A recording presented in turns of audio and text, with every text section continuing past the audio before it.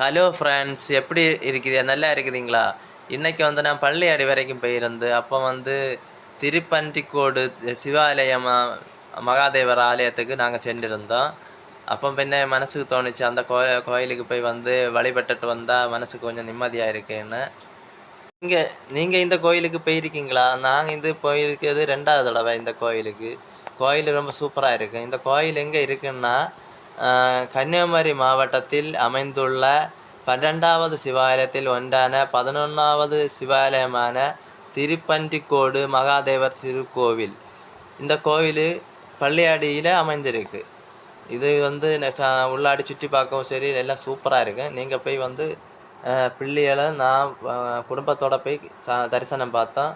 நீங்களும் உங்கள் ஃபேமிலியோடு போய் அந்த மகாதேவரை கும்பிட்டு தரிசனம் பாருங்கள்.